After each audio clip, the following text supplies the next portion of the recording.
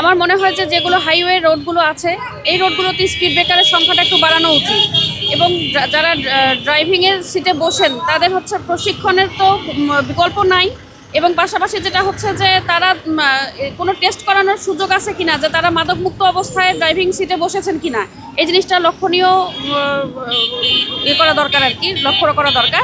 আজকে আমরা বসুন্ধরা শুভ সংঘের আয়োজনে আমরা এখানে সড়ক দুর্ঘটনা প্রতিরোধের জন্য দাঁড়াইছি।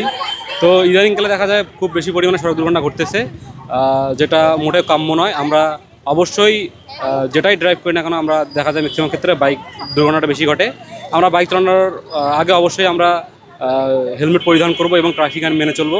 ইনশাল্লাহ যদি আমরা রাস্তা চলাচলের সব নিয়মকানুন মেনে চলি আমাদের দুর্ঘটনাটা অনেকাংশেই কমে যাবে।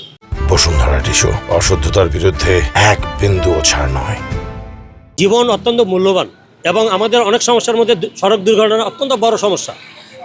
আমার এই মানববন্ধন, বসুন্ধরা শুভ সংঘের মানববন্ধন থেকে আমরা সবাইকে জানাতে চাই যাতে করে এই দুর্ঘটনা কমে যায়, মানুষ সচেতন হয়, সরকারের দৃষ্টি পড়ে এবং ফুটপাত দখলমুক্ত হোক, ফুটপাত দিয়ে পথচারী যাক এবং যারা ড্রাইভার সাধারণ জনগোষ্ঠী এরা যেন সচেতন হয়।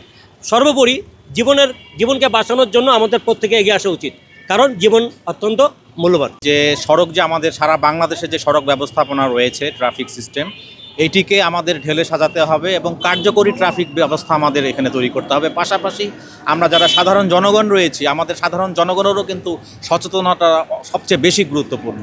আমরা সড়ক যখন ব্যবহার করি, আমরা সড়কে যেমন আমরা দেখি যে ফুটপাত দখল হয়ে আছে, তারপরে এই ব্যাপারে আমাদের জনগণের এই সচেতনতা এবং দাবি তুলতে হবে যাতে আমাদের ফুটপাত দখলমুক্ত থাকে। পাশাপাশি শহরে যত আপনার ইজি ব্যাগ থেকে শুরু করে সকলকে ট্রাফিক আইন সম্বন্ধে সচেতন করে তোলার জন্য প্রশাসনকে এই ব্যাপারে পদক্ষেপ গ্রহণ করতে হবে বলে মনে করি।